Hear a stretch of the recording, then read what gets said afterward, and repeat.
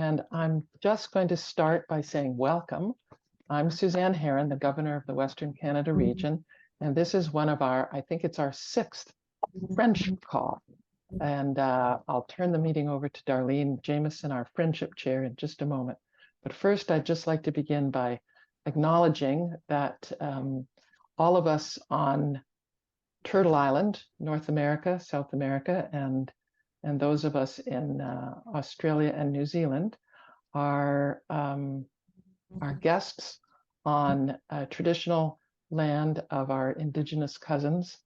And I want to thank the First Nations, past, present, and future, for their stewardship and care and leadership on these lands that we meet on, and give thanks to the ancestors, the leaders, the matriarchs, the creatures big and small, for looking after this, the rich resources and cultural teachings of this land that we are on.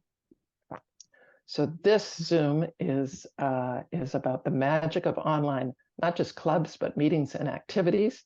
And we've got some awesome people here to share their stories, their wisdom.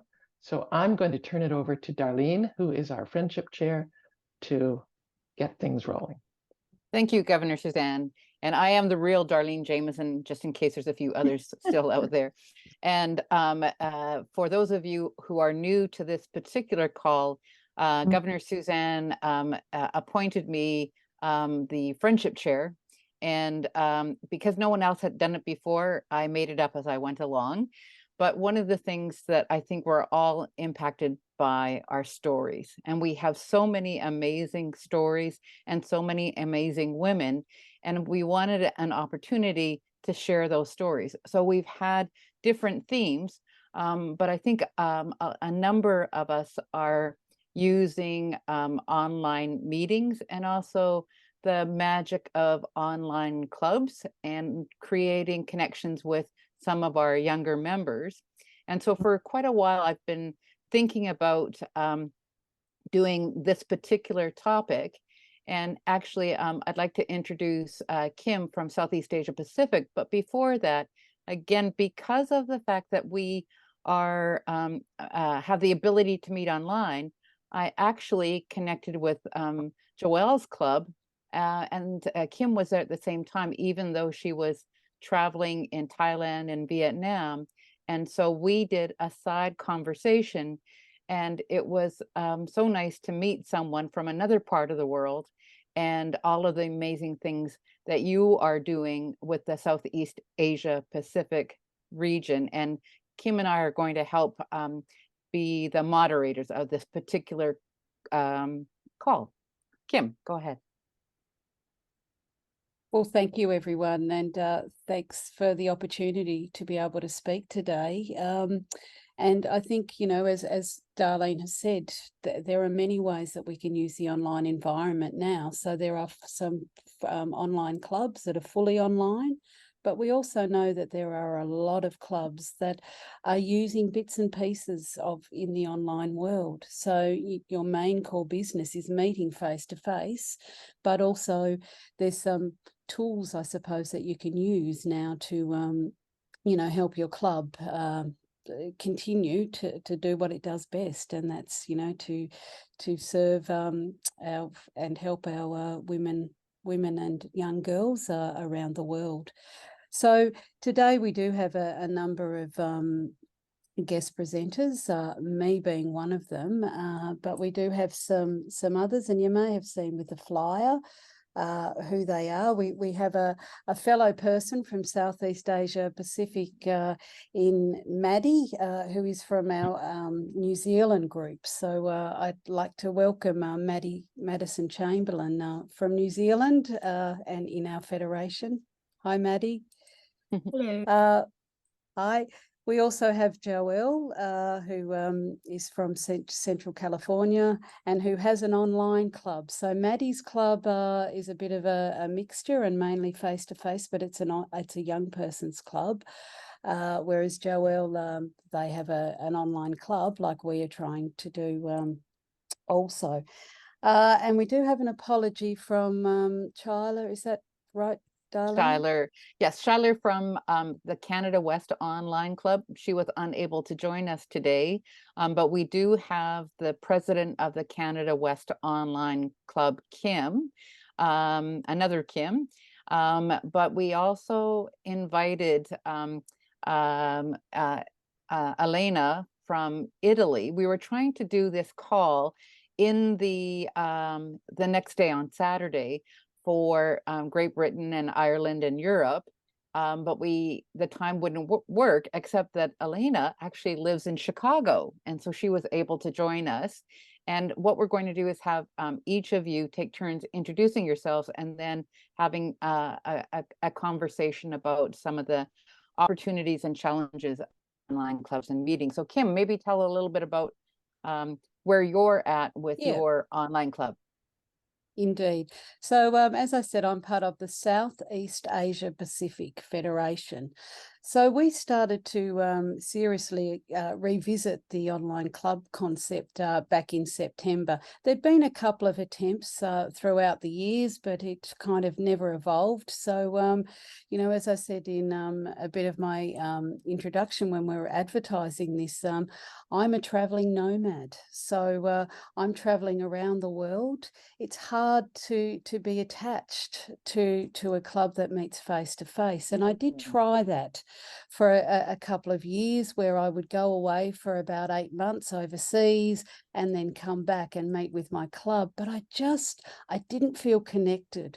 All I had was kind of the emails, a few emails and some minutes and an agenda from the meeting. So I contacted our federation and I said, look, I'd really like to join an online club. Where's your online club? Who's doing that? And I find out that there wasn't an online club, and straight away I'm thinking, wow, Australia is a really big country. We don't have clubs everywhere. So there's a lot of distance with 13 different countries. So, you know, what do we do there? I thought, gee, I'm sure there's some members that have a disability, that perhaps traveling to clubs is difficult. We've got an aging membership. Maybe they're not being able to travel face to face. And in our travels, I knew that there were lots of grey nomads traveling around Australia, but also I saw lots of families with children in caravans traveling around.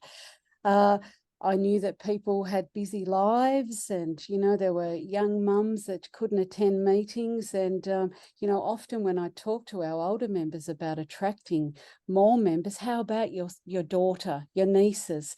I would hear, no, they're too busy. They've got other commitments. So in my mind, I'm thinking, surely now is the time for an online club. And, you know, throw that nasty virus, COVID in, where we did have to rethink about how we would do things. So, what happened was that I contacted our membership team who shared my thoughts, and we were hoping we might be able to attract a few younger people or a different cohort. So after some conversations with the Federation and the directors, they really felt that now was the time to look at doing an online club. So I was appointed the online Community Co-ordinator. So I had a bit of a title and a few little dot points about what we wanted to achieve at the Federation. So I was kind of tasked from 2022, September last year, until next year, mid next year, to see whether we could pull an online club together. So as we started thinking about this online club, initially it was going to be a club, let's do an online club in Australia. And then we started thinking, well, what about the other 12 countries that are within our federation? Surely they're having the same issues of distance and disability and people having busy lives. So just as a side, in our federation, there's Australia, Cambodia, China, Fiji, Indonesia, Malaysia, Mongolia, New Zealand, Papua New Guinea, Samoa, Singapore, Solomon Islands, and Thailand. So there's a vast array of countries out there within our federation. So then we thought, well, hey, let's not just do it for Australia. Why is this country so special? Let's put it out there for the Federation and call for members who are interested from all of those countries, and let's see what happens. So the great thing about this journey is we're not locked into anything. It can evolve. It can change its focus as we get more members. And obviously, to charter, we had to have 15 members to charter. So by opening it up to other countries within our federation, we were giving ourselves a better chance to be able to grab those members from anywhere around and to charter.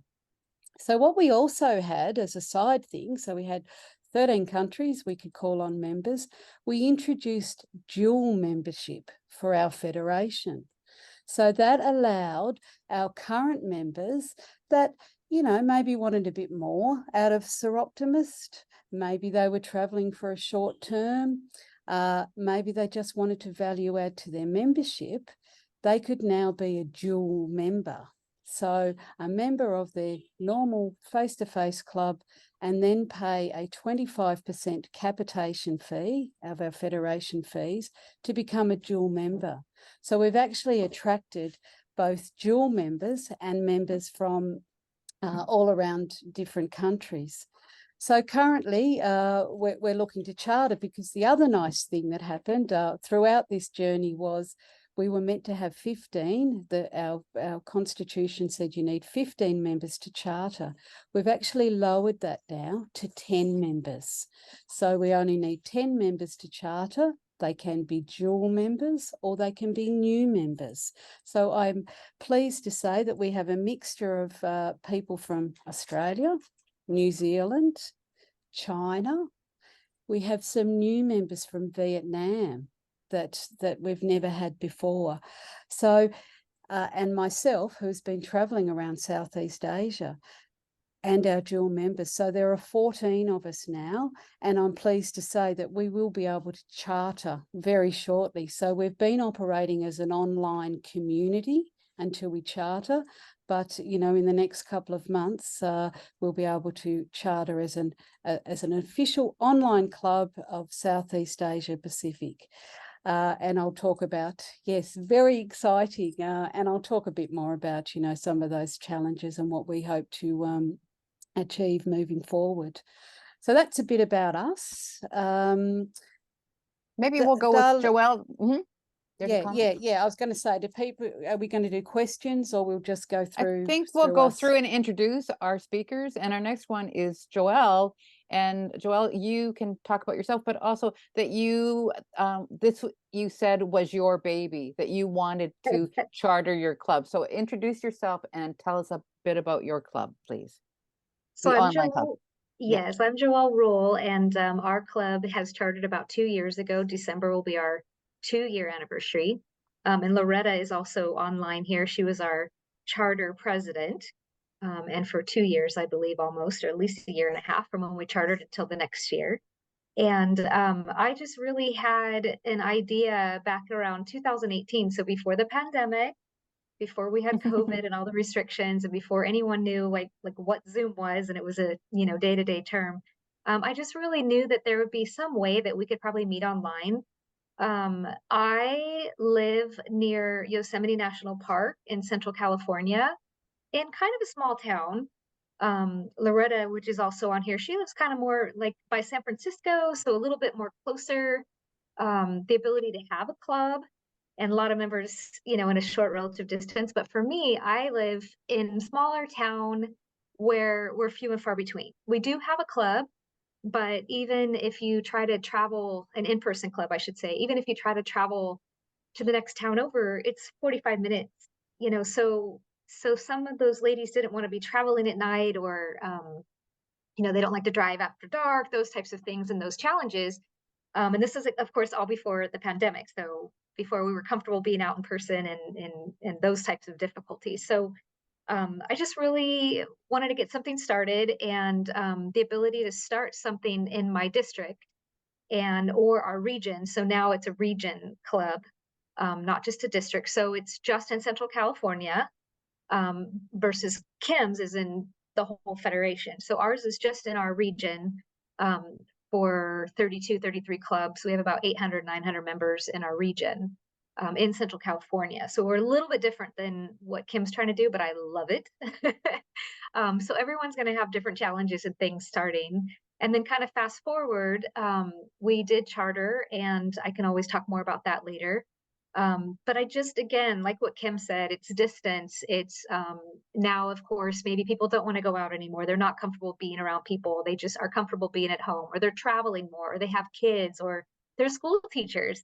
You know, a lot of them can't get to the, you know, day-to-day in-person meeting at noon time type of meeting. So it just really worked out for us. And for our club, being in Central California, we can have 25% outside of our region. So if we have, you know, 10 or 15 members, then we can have 25% outside our area. So I know Loretta is going to be moving soon. So that's why she wanted to kind of join in the club, because she's going to be moving outside the area. So therefore she can be still involved in Soroptimists, because I think we're all here for the same thing, just to help the ladies and women and girls and for our mission. So anyway, we can just kind of umbrella that, you know, somehow, and make sure that everyone is counted. Like Kim travels so much, so, you know, where does she fit in? You know, is she here? Is she there? But now she can be wherever. So I think it's just really a great opportunity. And I think, Darlene, you were joining us back in the day when we were trying to charter, weren't you? Coming to a couple of our meetings too. So before we even chartered, you know, we were already talking with Darlene in Canada. So it was just kind of neat to kind of open up that world and be involved and just see us all shine, you know, from where we are in the community, but also worldwide. Yeah. So, I was just going to say you know, your website is great, both of them, and then also the Facebook links. And I think if we invite others to join us, and we do have we have an online club in Canada, and we have representatives here, but maybe we could go on to, is there something else that you wanted to share before we move on to Maddy? I was just going to say I am the district director now for the region, so I hold that title as well. And we have our district meeting tomorrow, so we always are juggling many things. So definitely this online community makes it all happen. So we can be almost in two places at once. And I've been a member for only about 10 years. As of September, it was 10 years. And then I've been on the board now for the region board for 4 years, and worked with the region for 4 years before that. Was president a few times, so we've all worn all the hats. Yes. But from what I've seen in the last 10 years, it's really going well, and I'm hoping that more people can jump online, because it really makes the opportunity there for almost anyone. Well, so, and you said that you are all set up for your meeting tomorrow, and you would hope to call in with 80 participants if we had this call for Great Britain and Ireland and Europe. And I know, I'm sad, but that's next okay. Time. We'll do it again in January. Okay. We'll loop each other in, and it'll be nice. But yes, there's about 80 attendants just in my district. So there's 3 districts. So so they really wanted to say hi. So we'll do it another time on our behalf. Yes. Thank you, Darlene. Okay. Now, Maddy, I know that you have 2 different, you were in a different club, and our apologies too.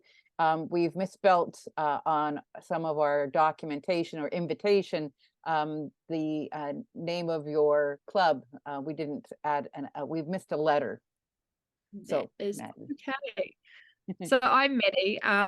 I am in New Zealand. I joined as a Soroptimist about 8 years ago when I was at high school, because the local club where I grew up did a high school trial, I believe was what they were doing. And they sort of were coming to high schools and talking to girls about what the club was doing. And I found it interesting enough that I joined, and have sort of stuck around ever since.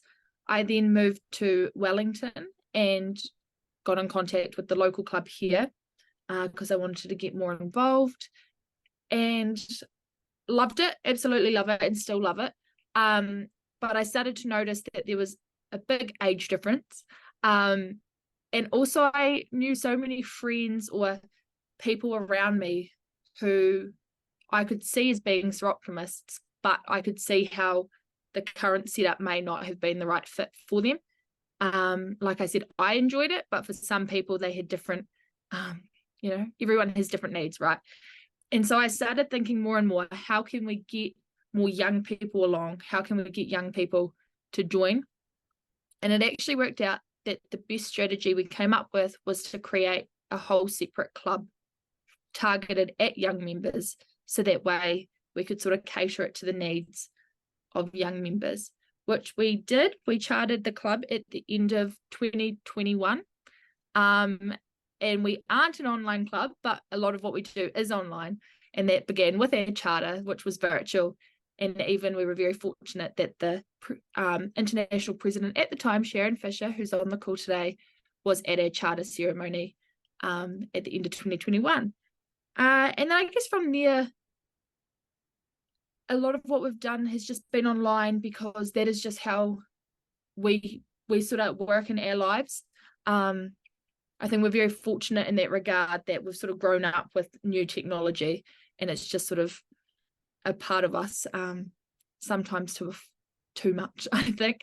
But we definitely have taken that as a way to achieve our goals while we have other barriers in place. So for a lot of our members, they're either students or new in the workforce, and so we have no money.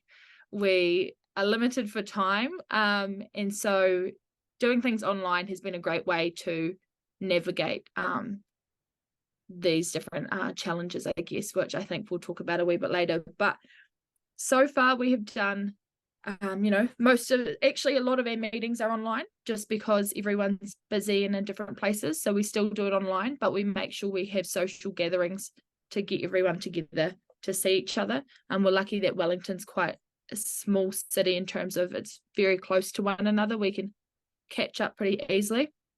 And I guess another part was, we've worked with our resources. For example, we don't have much money, and we only now we're sort of getting money as a club to work with. So some of our projects happened online naturally, because that was the only way we could get some things achieved. For example, we started a podcast because that was something we could do for free.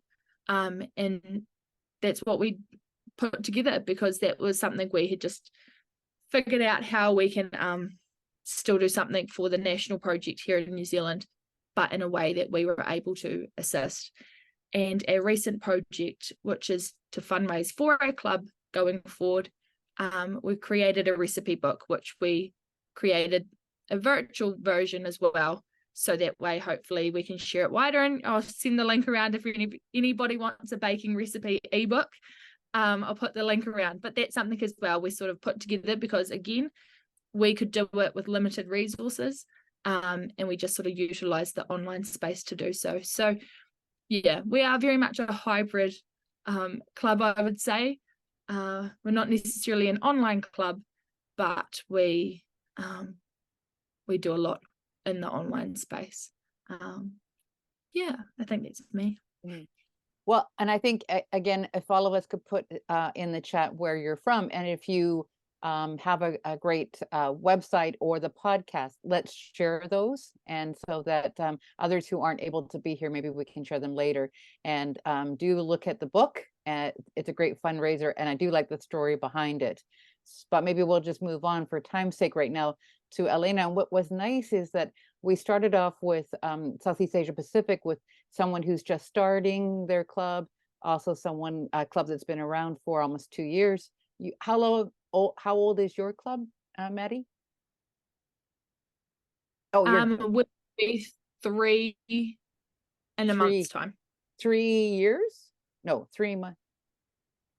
3 years. 3 years. Okay. 2 years. Well, okay. I don't know. Something. Time flies. Wow. Yes. But it was nice, because sometimes we actually have missed out in opportunities because of timing to include conversations with Southeast Asia Pacific. I stayed up till midnight one time to attend one of the meetings where I met some of you. But so it's nice to actually meet you in person. And then Elena, we'll go to you next. Because of COVID and the opportunity to do the chartering, many of us here had the opportunity to attend your meeting, and maybe you can talk about yourself and your club, please. Hi, everyone. It's good to meet you here. Thank you for inviting me. So my name is Elena Pinetti. I'm the charter president of the Italian club, Milano Net Lead. As Darlene was mentioning, I actually live in the States, in Chicago. So hopefully I will have the chance to meet you all soon, since we are, on the same side of the ocean.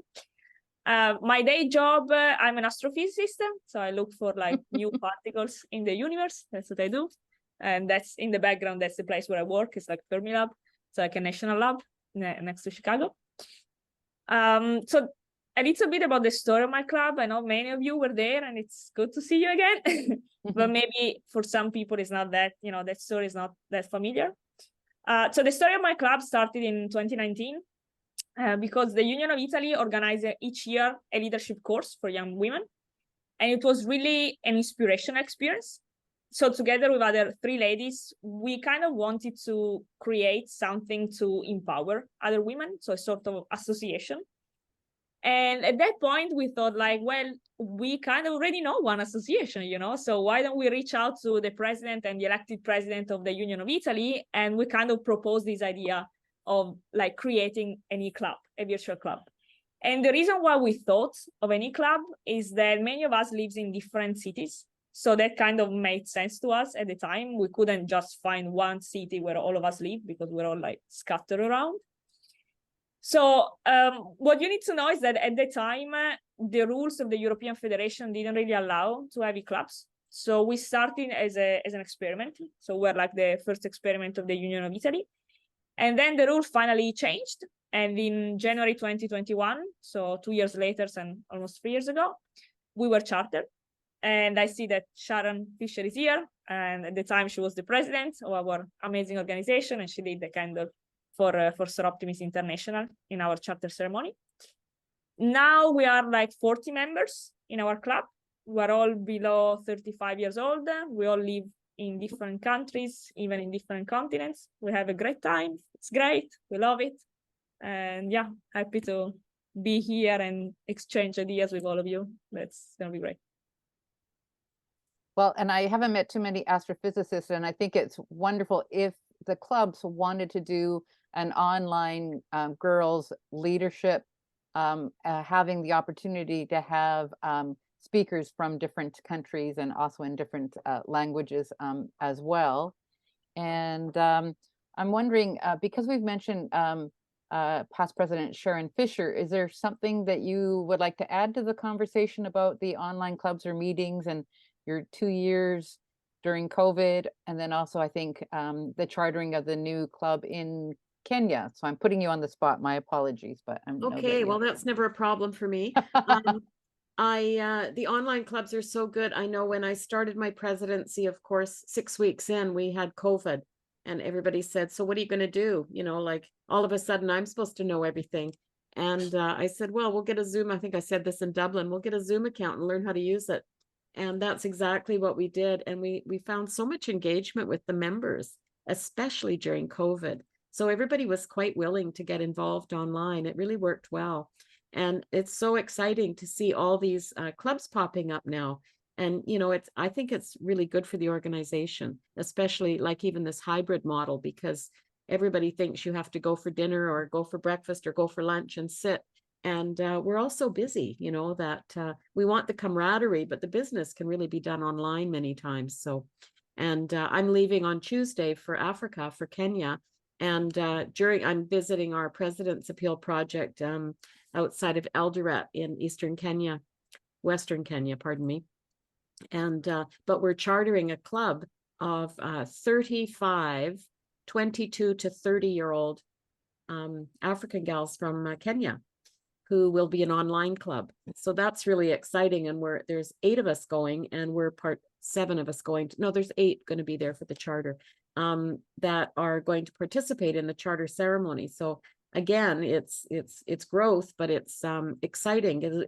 It'll be good for the girls, and it's good for any member, and it's also good for our members that are going to be there. So, and then of course we're taking in a little safari. But I think that's to start your club with 30, 35, 22 to 30-year-olds is really it's really a great accomplishment. And Kayenga Wasiki, who runs the Lugari Girls Leadership Academy that many of you have probably seen online, she was the instrumental voice in the club. And she has shared with me that she has done a lot of work bringing leaders in to work with these girls so they know what to expect. Now she's sort of looking to see if any of us are willing to sponsor them, because of course in Kenya the financial obligation of dues is an issue. So you know, we've been having those discussions, and yeah, so they'll I'm quite excited about it. I think it'll be really interesting to have that Maddy sort of into the age group that you're talking about. Well, actually Elena, yours too, because you've got your members are almost all under 40, right? Or under 35? Yeah, we are all below 35. Yes. Yeah. We have members between 20 and 35. Perfect. So you've got some comrades coming in Kenya now. It's awesome. Yeah. Thanks. And Thanks, Darlene. We should do a friendship link with them. Propose. exactly, a Yeah. friendship link. And I think Yeah. that was one of the reasons why, as the friendship chair, wanting to help the Canada Online Club and others connect with each other so that you have the friendship links. And then we know that there's more being chartered all the time. But when you do something for the first time, if I had to do it again, I would do things a bit differently, or just some, you know, not necessarily tricks of the trade, but the opportunity to learn about what went well and what didn't. And maybe there's an opportunity for both our panel members, and also we have a lot of expertise in our group here. So maybe we could either raise a hand, but share some of the opportunities and challenges of online clubs or meetings. And Sharon, I would just like to ask, are you going to stream the charter in Africa, or is it a face-to-face? All I've been told is that it's a party, and so expect a late night and lots of dancing. That's what I've been told. I haven't been told exactly what. I think it's going to be the 8th is the day of November. And they're mostly from Eldoret, which is a city, but it's an hour from where we'll be staying.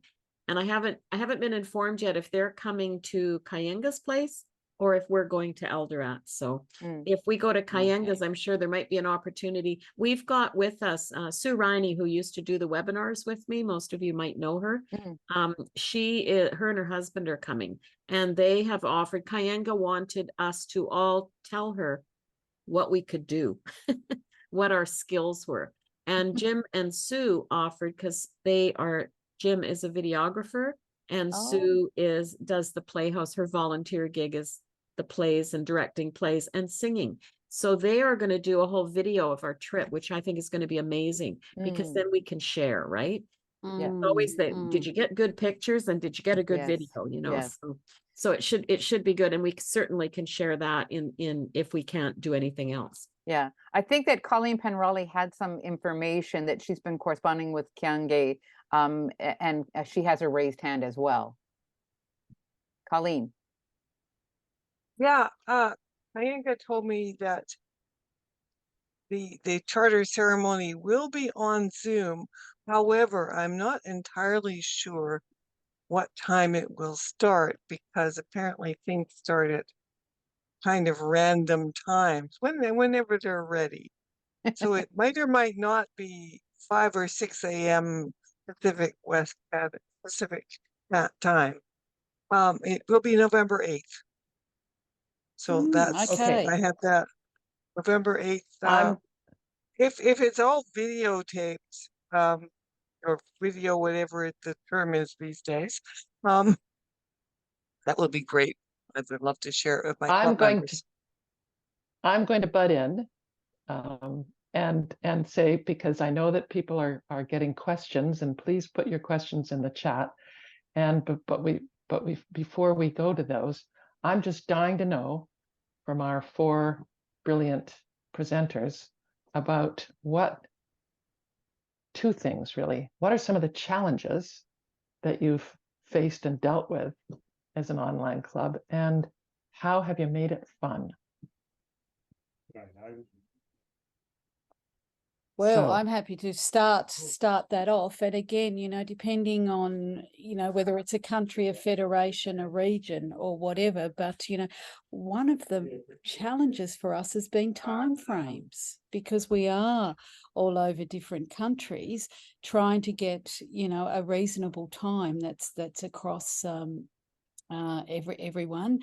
So we've made it work. We do a Sunday evening. Now, because our headquarters is based in Australia, we operate on Australian time. So whenever I send out a link or anything, it's the time that it is in Australia. And then it's easy enough to Google, you know, if it's 6 p.m. Australian Eastern Daylight Time, what time is it where I am in China? So that has been a bit of a challenge for us. Another challenge that we're wary of is not overwhelming people with technology, and not just using technology for the sake of it, just because it's there. So I've been quite conscious in introducing different tools to use. Now, we're a Google, our federation has the Google suite of tools. So we try to use Google Meet. So that was the first thing, just to start with Google and do our online meetings there. Our other challenge then is people's access to the internet as well. It's a bit hit and miss in China. There's firewalls that we have to contend with. So being aware of that. So slowly, you know, we started with our WhatsApp, our video conference, our Google Meet, which is our video conferencing. I've now introduced WhatsApp, which is a bit more like instant messenger. So often we don't want to clog up the emails, because we also use emails to send out our agenda. Sometimes you just want short, quick answers, or, you know, things that happen quickly. So an example, we've just created a WhatsApp group. Now, there's a new feature in WhatsApp where you can create subgroups. So as part of 16 Days of Activism, we've got a subcommittee or a subgroup now. So we've been able to use WhatsApp to break into a subcommittee and not take up the time of some of our other members that have no interest or are busy with other things. So I think one of the challenges is how much technology you introduce. You know, Maddy and Elena talked about having a younger cohort. We've got a real mix. We've got people in their 70s, and we've also got some young people in their 20s. So we do have to be conscious of what, not overwhelming them, and for our older members to give up and say, this is not for me, because we need those older members as well. Just quickly, one of the great things about having dual members is having some of those members that have experiences that can help us out. We're chartering. Some of us aren't interested in the governance, the bylaws, the constitution. So our older members have been able to take that up. Our younger members are putting on a webinar. So they're organising the technology, and our older ones can help us with some of that day-to-day stuff. What about others? What have been some of the challenges, and how have you got around them? I'll go next. I guess for us, one of the biggest challenges has been the fact that there were only a couple of us who had been Soroptimists when we chartered. We brought a lot of people, sort of, not lots of people, but the rest of the members we brought along for the ride, or we found people who were interested. But that has been the challenge, that what a small number of us, we have to try bring that sort of wider Soroptimism knowledge into it, and it's meant that we haven't progressed as fast as we would have liked to, because it's down to a couple of us having to do a lot more of that pushing, or even trying to explain the international level, the federation level, all that sort of thing. So that's been a really big challenge. And I think because there was one or two of us who thought, let's start a young club, it's really been driven by us. So that has been quite challenging because us ourselves, we've been really busy. You know, the last few years I finished my master's degree and then have been working full-time, things like that. So that has been a really big challenge, and we're hoping that we here in New Zealand can kind of set up some stuff. So if other young clubs in New Zealand want to set up, hopefully we can assist and make that process a little bit easier for them, because that has probably been, I think, the biggest challenge. And we haven't been able to necessarily focus on growing membership because we're focusing on other things. So that has been a big challenge. I think less of a challenge with the technology, because Kim's right, like for us, a lot of our club are younger members, and whether it's university or our workplaces, we use technology a lot. So that's something that most of our club members have no problem with. Yeah, I'm trying to think. I think that's, and otherwise reliability. I think the young generation turns up or they don't or whatever. So I think that's the other thing, and probably why we do a lot of our meetings virtually, is it's a lot easier to pin people down if they can do it from wherever they are, rather than saying, hey, this is the time and place, and then people you know, maybe work, there was a meeting that went late and they couldn't get there, but if it was virtual they could jump on their phone. So yeah, I think the main challenge is actually sort of becoming a sustainable club going forward, I think. Elena. Okay, so my turn. I think sometimes it's kind of hard to feel super connected, in the sense that we have in-person meeting once a year, and we all live in different places, like in different time zones. So sometimes it's kind of, you know, hard to be connecting with everyone. You never have like 40 people in the same assembly. That's never gonna happen. So at the beginning, you know, some people might find this frustrating. There were typically like half of the people will attend the assembly. That's our standard in a sense. So what we do to overcome this challenge is to, like, when we have a project, like a new service, we kind of work in small groups. And that's also our way to create a sense of community, because you kind of know each other better if you're working together on something.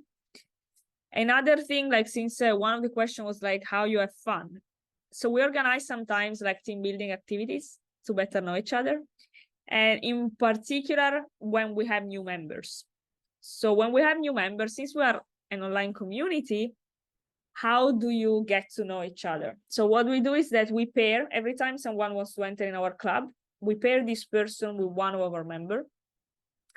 And they have to meet online for a few times to, like, you know, get to know what they like, why they want to enter in the club. But it's also like a way so that the new members already know someone inside.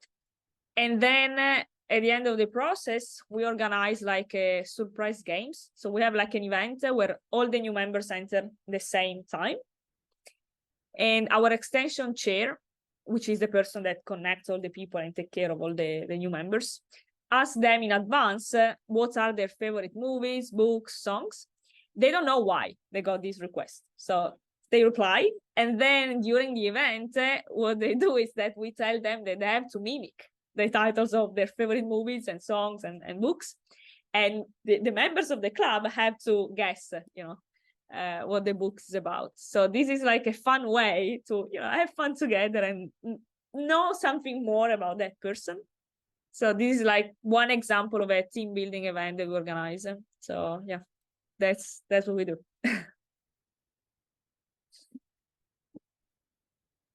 Lovely. That's excellent. And I've been wondering that myself, about how you engage that friendship and, you know, keep a bit of social side, but also how do you introduce those new members? Because again, yes, we're a new club as well. And it is, you do need to think a bit differently in the online environment, how you get to know each other. So that's a great tip. I might try and use that game as we evolve. Thank you. It's also good if they enter all together, because then they remember who they enter with. So it's not like a single person, but it's around a group of people. So that's a good way, you know, to create group in a sense. Yeah, to create a community. Excellent. Okay. Joelle, tell us a bit about, what are some of the challenges you've come across So and some fun things? Yeah, I have a whole list of things here, but part of my challenge question was not, I didn't really add a lot to that. I think that after we chartered, of course, we've just kind of moved along and had a great time. We seem to have a lot of fun. Loretta's still on the call, but we seem to have a lot of fun. So because the challenge is, how do you connect with those people? A lot of our members might have been invited by a sister-in-law, or somebody like Loretta invited some of her past members from other clubs, and they ended up joining. So certain sections, certain members might know each other, but we don't all know each other. So we've had a lot of fun. We've had little tea parties and bingo, and all virtual. There does include mailing of maybe a bingo card and some things like that, or maybe mailing some tea bags so we can all have fun. But the thing is that we do meet all online, so we're not in person at all. So that is definitely a challenge. I know some clubs are dual, or they might meet every once in a while. The only time our clubs actually meet is like tomorrow at our district meeting. And we have our spring conference, and then we have convention, Federal Confederation convention. So we have all of these opportunities where we can go in person. So even though we're strictly an online club, we may not see each other all the time, but we definitely use Zoom to our advantage, because we're probably 4 hours apart from each other. So that's probably the biggest thing. And I guess I should add, for the biggest challenge, and maybe Loretta, you would agree, but fundraising is our biggest challenge, because in an in-person club, you would obviously have like a soup and salad luncheon, or bingo, or some type of bunko party or something. And, everyone chips in, and you're at this one event in this one community. But for us, we live, again, 4 hours apart, in this circumference of Central California. So we really can't even think about having something like that. So we have to be very, very creative about our fundraising. And I have more ideas and tips and things like that if we have time to go over some of those things. But I think maybe, Loretta, would that be the biggest challenge that we have? I mean, besides getting members, that's everywhere. But I think just fundraising, you can't do it in the normal in-person ways that we're all used to. So yeah, we've gotten very creative on our fundraising. Yeah. Our newest one is we're doing an online wine tasting. Yep. Yeah. Virtual It sounds odd, but the people who attend get the wine, and a person comes from the winery and tells us what it pairs well with what foods, and we're tasting the wine as they're talking about it. So we get percentage of what wine is sold, and we've had Tupperware parties, candy sales. So it gets very, it is, and I'm thinking of the next one I'm thinking of is a online auction for one major item that I have in mind. So we're getting there. But it's and you just have to think differently, for sure, because you can't have an in-person fundraiser and raise money and have the silent auction gifts and all your raffles and everything. And Loretta, I think, since I mentioned raffle, since we were a new online club, and this might be important to others, but we couldn't get our raffle permit for 1 year. So I think we have it now, if I'm correct, I think we have it now, but we had to wait 1 year to get our raffle permit. So we have that's California for you. Yeah. So they make us wait a whole year before. Yeah. So we had to do. We do have it now. But we have, we have it now. But some of those challenges, and bank accounts, which is probably, I'm taking too long at this point, but bank accounts is another big challenge. When you do go online, they want to know, like, well, where do you live? Where's an address? And so that makes it a little bit more challenge how to open up a bank account, because we're online and we don't have a meeting location. So there's a few things, and our bylaws and procedures and everything had to change at our region level because of the county. So there's just layers of issues that just have to be kind of rethought and kind of go through the motion of getting everything online or in line with being online. So that was at the region level. not let alone our bylaws, of course, but at the region level, they had to change everything. So, but yes, I don't want to take too much time on this question because I know we have a lot of questions, but always feel free to text me or message me too, if you'd like. Yeah, and I was just going to say that Canada West Online, and I think others have done like a film festival, or they've shown, we did, Canada West Online did one on human trafficking, which is an important issue, and they did it as a bit of a fundraiser. Also, they did an online tea learning about some of our key women in Canada. And but I think that, you know, we have tools that we can share with each other. We have to find opportunities and ways of doing that. I think there's probably a couple of questions online. It is, but it's 6:55, and I'm just wondering, what do we want to do for the last few minutes? Is there something, Suzanne, did you have something that you wanted to add? Well, I had actually, our time is 6 to 7:30.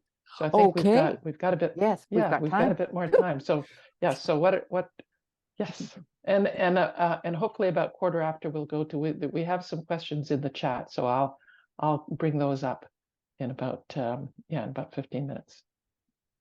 But what question have you got next?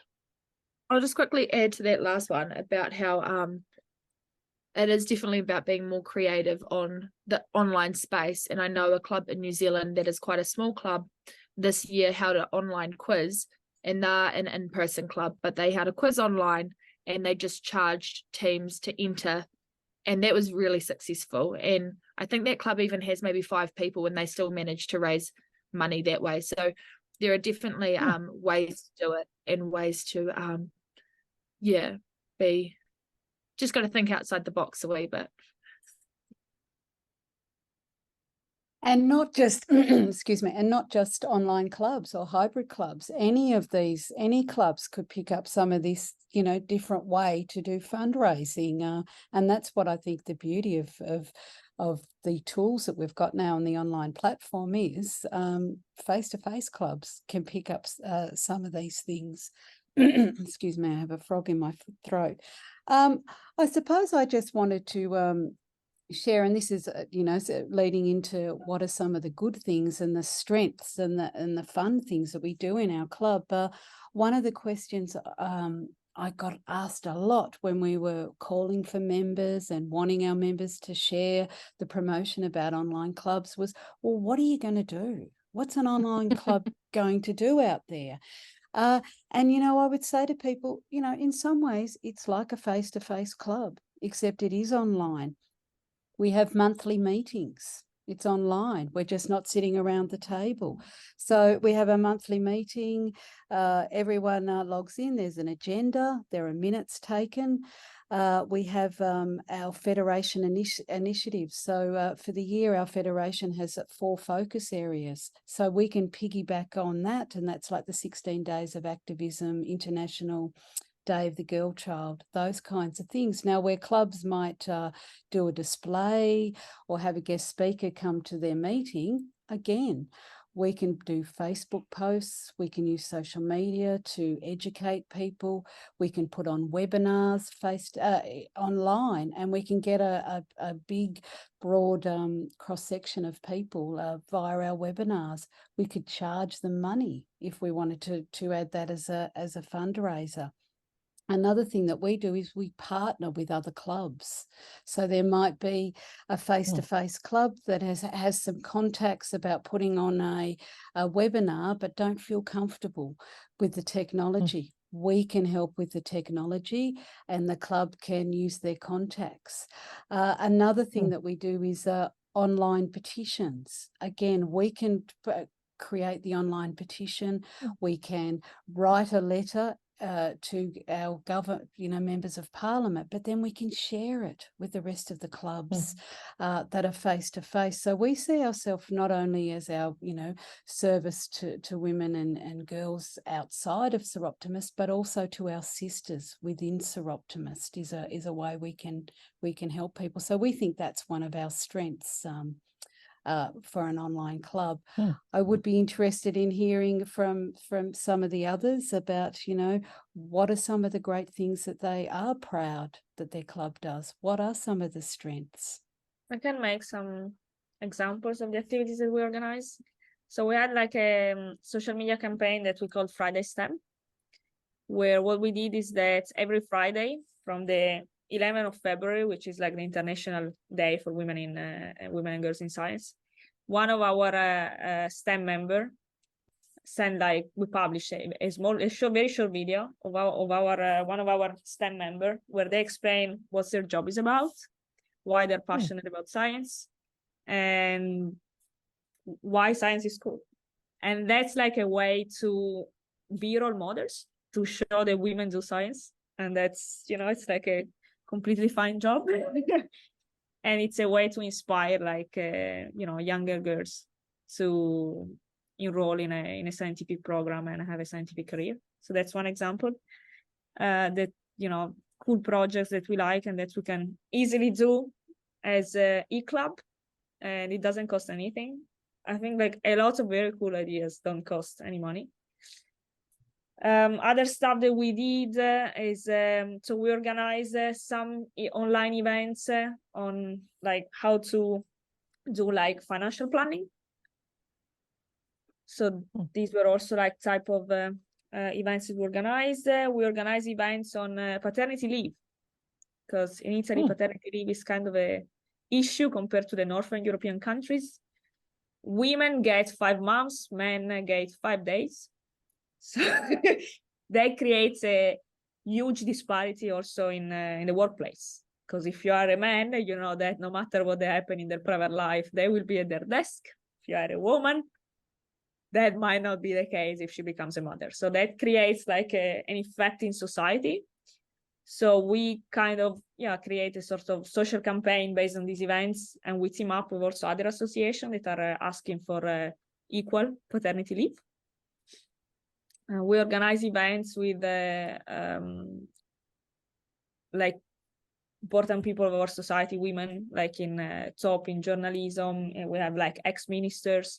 They all send the videos of 3 minutes where they share their view of the gender equality and what are the priorities that we should have if we want to reach gender equality. And we build an event on such video. The reason why we ask videos is that if you try to have women that are top in journalism, tops in politics on the same day, you will never manage. But if you ask them to send like short videos of 3 minutes, they will do it. It will be available on YouTube. It's on our channel. And you kind of creating events around that. And if they want to show up that day, that's great.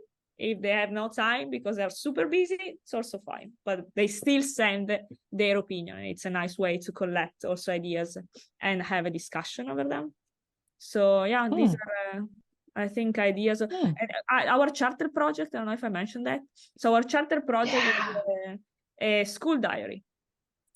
So the idea is that kids use the school diary every day. So why don't we use it as an educational tool? So the idea is that we create this school journal. Every month is a different topic. And we're talking science and technology, climate change, sports, literature. And in each month, there are always 2 biographies. 2 biographies, there is always a man and always a woman. Because the idea is that no matter what profession you're thinking of, it can be done by a man and can be done by a woman. So we didn't talk openly about gender equality. We just show that you can have it. Every person can do every job. We had like a suggestion of movies, books, songs on the theme.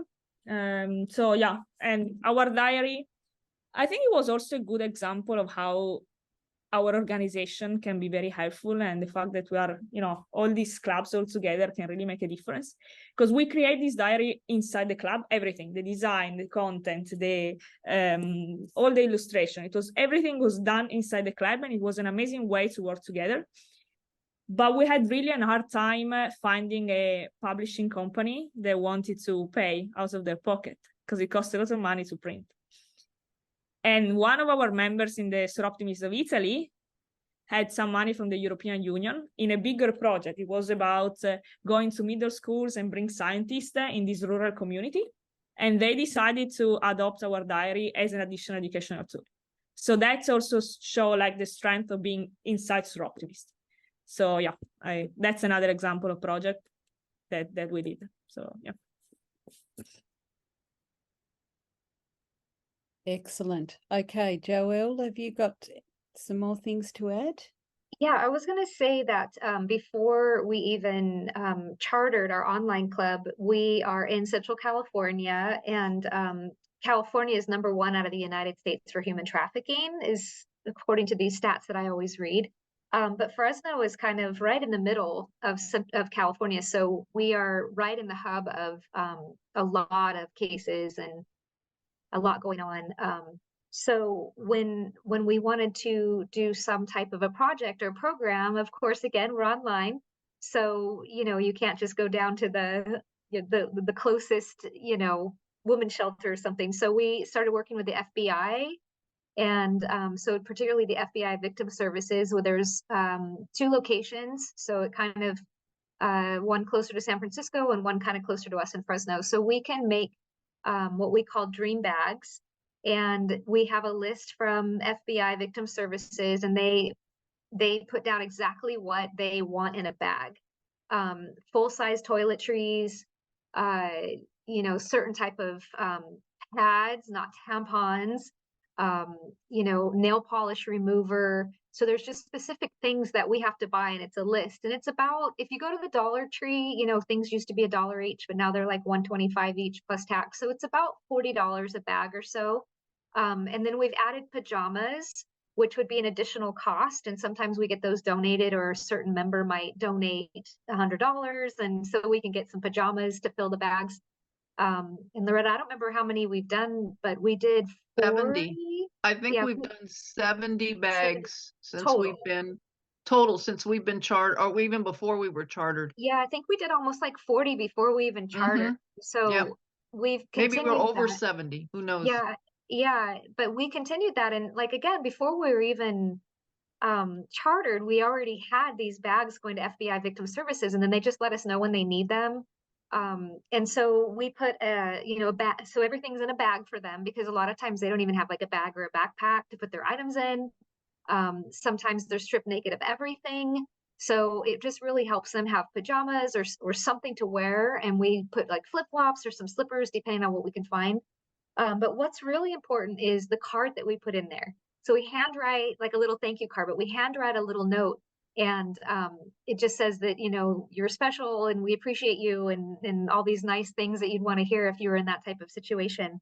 And I think what we're going to be adding is an educational packet. So we might be able to have those count, because we have done so many, and it's not about being counted. It's just about how can we get this right, so we can have the educational piece in there as well for Soroptimists. So we're going to start adding that little educational piece. And I talked to some people at SIA recently, and they said that would be something that we could try. And again, then we could just have a Zoom meeting, and they can Zoom in, and we can even help them find a job, or what to wear to an interview, or brush up on their interview skills, or anything. We can help them with anything. It doesn't have to be, you know, going after a nursing degree. I mean, just think about, these ladies really need us just to help them figure out what to wear, how to apply makeup. So anything that we could do to help and educate women would be ideal. And we're always here. So that's something that we can do, since we, even though we're online, we can do this, and it just really helps the whole entire community. So I hope that gives a good idea. But we have a flyer. It's 2-sided. It says exactly what we give. And then we put, we let other clubs know that. And so sometimes they donate to us too, to our cause, and other members and things as well, because that's all money that we fundraise, and we purchase those bags. So, and again, they're about $40 each. So, you know, it does take a minute or two to put those together, but we have certain ladies that love to do that. And then we deliver them to the FBI, and we take it from there. So it's just a really great purpose for sure. Really helps. So that's just one of our programs. But the one that we're really proud of. Yeah, wow, that sounds amazing. The other simple one that we do that others could pick up, you know, again, you don't have to be an online club, is we do some teaching English to some mums in Vietnam. So that's all done online. And because we've got our, you know, we're quite excited about the 4 new members that we'll have from Vietnam. Our federation has not had anyone from Vietnam that I know of. They're on the ground, so they've been able to gather up, you know, mums that they think are interested in English, but we all meet online. So and it's quite easy. Once a week at 5 a.m. On a Saturday morning, about 18 to 20 of us meet online. The great thing about that is I can bring in other Soroptimist members because they want to practice their conversation, so we can have guest speakers come in and just do a little bit of English. So if anyone's interested in tapping in and being a guest speaker with our mums from Vietnam, we'd be happy to talk to you further about that. That sounds like a great project. And if you want to visit Vietnam, I know that you would also help facilitate that as well, or other places. I know that Kim Bush from Canada West online, I think you had your hand up. Is there something you wanted to say? And you're muted. Yes, I did. Actually, I was, Suzanne was going to have me answer some questions and stuff. But one of the things I wanted to share, feel I have a fairly successful online club, is that I was able to get things rolling and couldn't have done anything without the help of our region board and our other clubs in the region, because it never would have taken place if it wasn't for all the help we got from our own region. And I just wanted to thank everybody for that. And I think that other clubs that are starting out should reach out, because you really don't have many resources. You don't have a lot of people available when you're starting out, because there was only a handful of people when we started out. And of course we're scattered across Canada, and it's a big place, not a lot of people. So I just wanted to say that reaching out to our region, our board and everything, we were able to really make things happen, including our own fundraisers. When we didn't have all the people, we were able to get it through our region and other clubs. So that's all I wanted to say, really.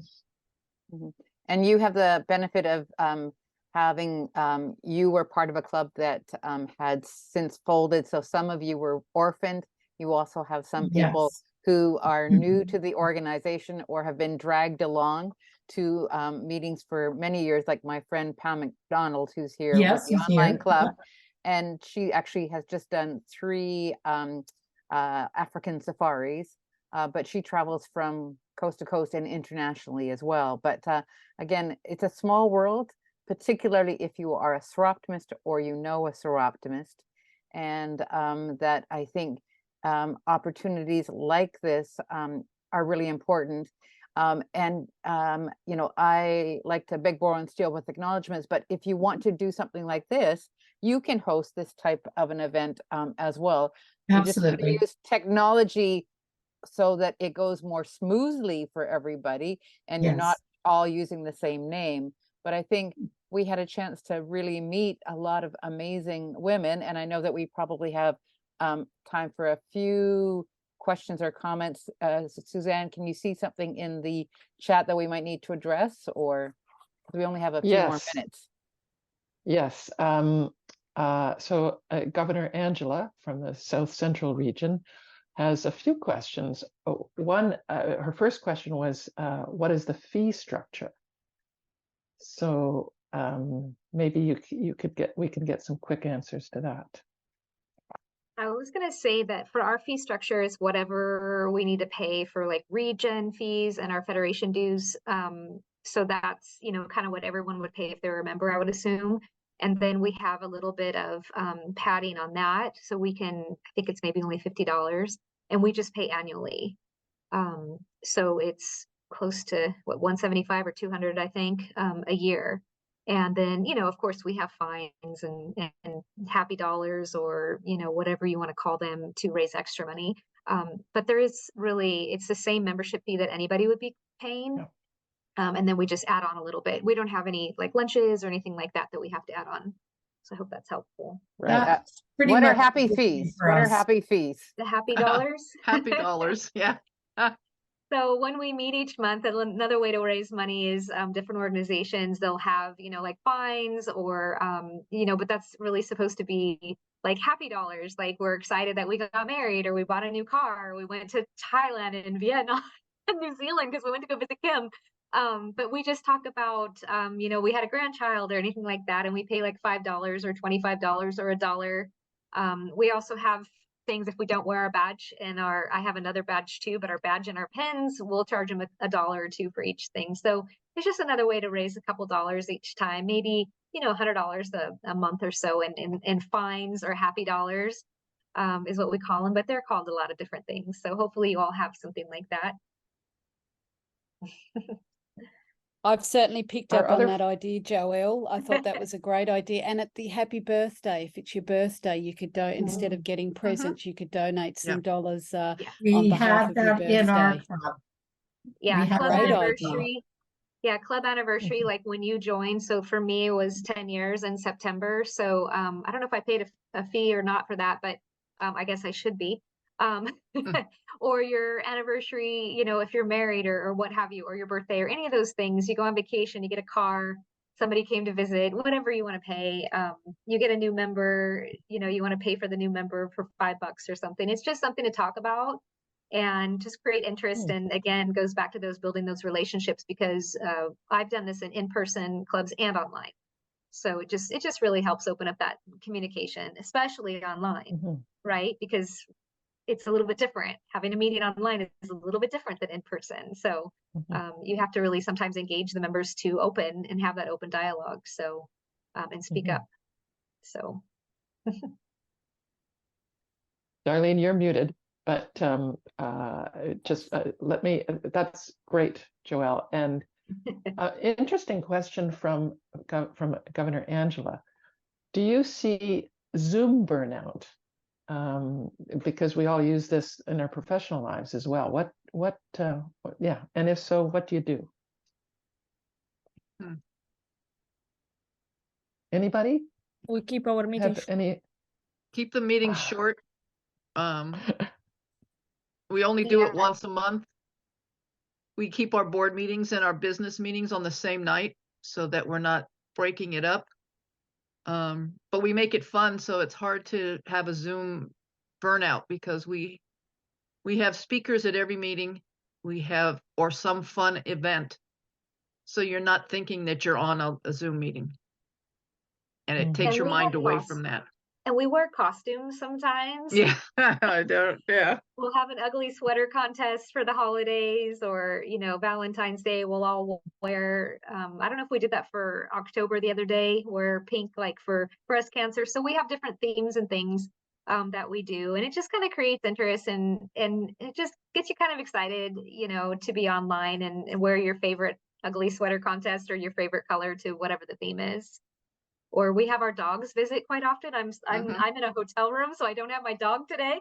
But a lot of times our dogs or cats are on our laps as well. So we get to say hi to the furry friends as well. So it's just kind of fun. We're outside our comfort zone, but we are in our own home. So, we just have lots of hellos to even, people in their household that say hi. So yeah, I see Sharon has her hand up. Sharon Fisher.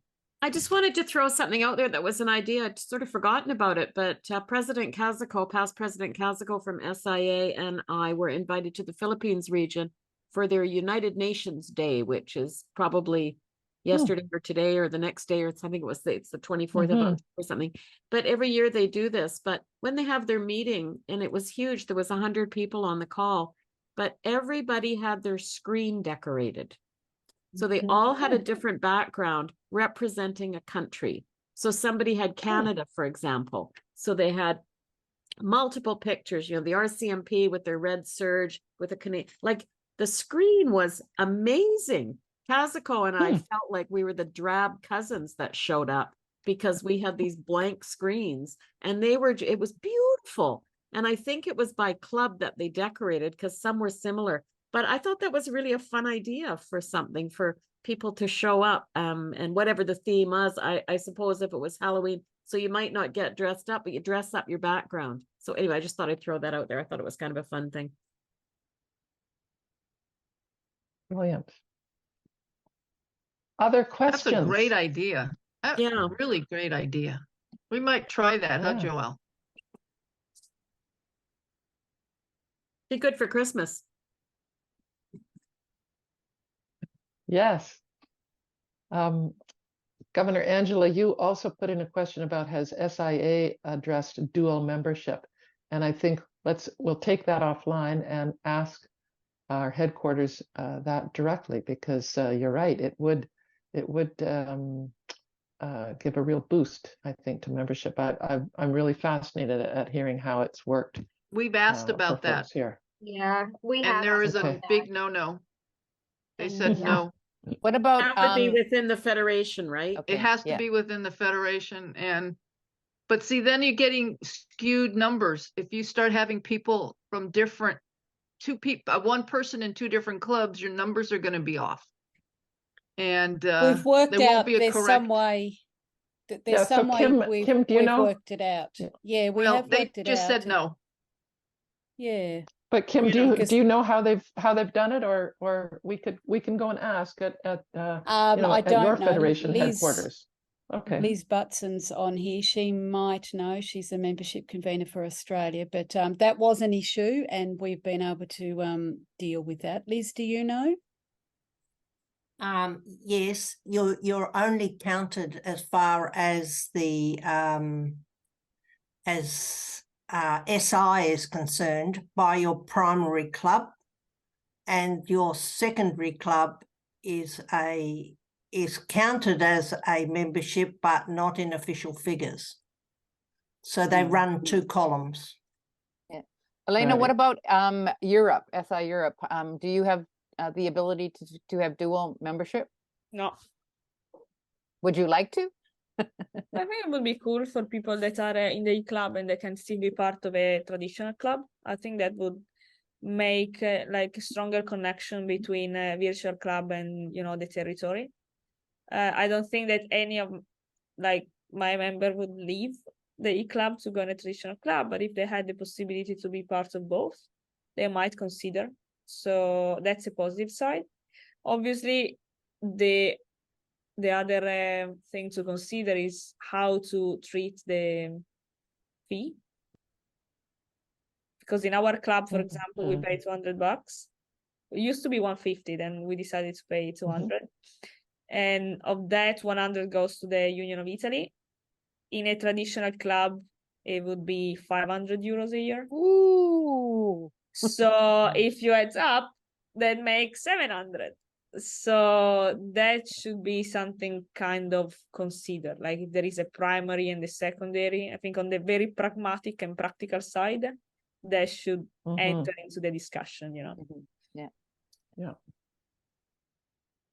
And if you don't have dual membership, you can also visit. So when you are traveling, make sure you reach out and visit Soroptimists. When I was on my way to Dublin, we did a cruise from Copenhagen, and we met with Soroptimists there, and also 3 of the clubs in Scotland.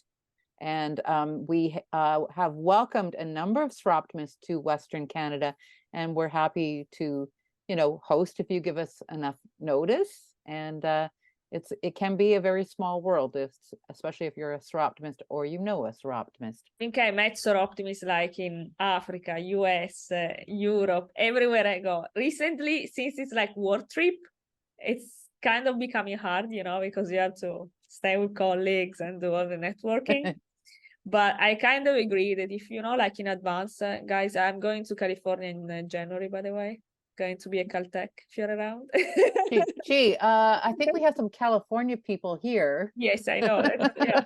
I'm going Where to in California? Texas, in What part of Midwest. California? I'm going to Pasadena. Caltech.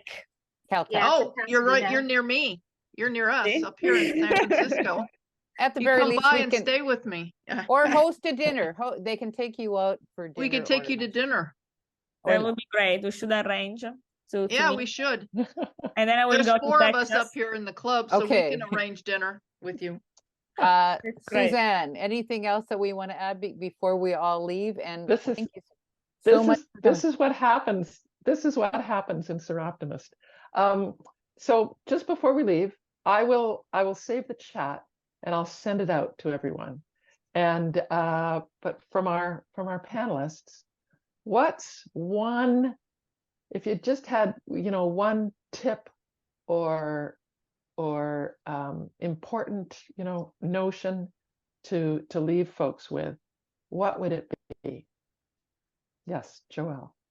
The number one thing that I think is you really have to be a content creator, and just post constantly on social media, maybe have a TikTok. I love the idea of doing a podcast, any of those things, just to stay in front of people and show who you are, you know, live your dreams and your dream it be. It's for us, our dream bags, our projects and all those things. And just even, you know, talk about the meeting that's upcoming.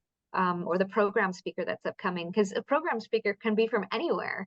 So whether it's California or across the country, then, you know, let's talk about that. Let's bring them in and bring their friends in and make it a membership mixer or whatever you need to do, but just talk about it online. But to me, the number one tip in just to be successful is social media and creating really beautiful flyers and having all the great information on it. So I hope that's helpful, and you can always hit me up if you ever need anything, because I kind of like doing that stuff. And you Brilliant. have beautiful Elena. posts. I love your posts. When I look at them, they're so lovely. And I suppose my tip would be, leading on from that, Joelle, is that Thank you, Kim. we know that fully online isn't for everyone, but there are some good tools out there that would benefit any club. Don't be afraid to ask for help. You know, where you've just seen a mixture of us on here. How do I make an engaging Facebook post? How do I put Zoom in a different language? There are many of us out there. So probably, you know, find our Facebook pages and message us, email us. If you want to put on something, you've got some support. We're there to hold your hand the first few times, because it is daunting. And I think that's probably one of the barriers that stop people taking that plunge. What happens if it doesn't work? I don't want to look stupid. We're all here to help. Yeah, brilliant. Elena, what about you? What's your number one tip? My number one tip is that people are happy to like be engaged and do services and put, you know, like share their time if they're happy to be part of the club. So it's kind of very important to make it fun and try to, you know, like make it really feel like a close communities no matter where they are. And that's challenging when you are a virtual club, but that's very, very important. So that would be like to focus sometimes on the inside so that you shine in the outside, you know, it's like, because then you're more committed. Brilliant. Thank you. And Maddy, take us home. No pressure. No, I think my main point would be to sort of work smarter, not harder. You know, there are clubs out there already doing such cool things, and we don't have to replicate that. We could just copy what they've done or utilize it. For example, we're trying to encourage other clubs in New Zealand to utilize our ovarian cancer podcast to raise awareness, because that's our national project. That doesn't mean other clubs have to create their own. They can just use what's already there. And same with other things. We're looking to other clubs and saying, hey, how can we do what you've done? Or is there any way we can use what you've done and amplify that through our channels? And so I think we already have such an amazing bunch of women. Let's also empower and enable each other, I think is probably my key takeaway, because nothing's in the too hard basket, and everybody's right. We have supportive people around us. Let's really amplify that, I think. I love it. Nothing's in the too hard basket. There's a YouTube tutorial for everything, I tell you. Yeah, that's true. This Can I has just been say one more absolutely thing? brilliant. Yes, just say, please? absolutely. Joelle said earlier that we could accept 25% of members from outside of our region. Well, that was only at the time of chartering. Now we can accept anybody from anywhere in the US, the world. So if anyone's interested, I know it's the world, but I'm just saying we can accept people from everywhere now because we have been chartered, and that restriction is gone now. So I just thought I'd throw that out. So I don't know how everybody else does it, but we can accept people everywhere. So it'll open us up a little more. We should also make friendship links.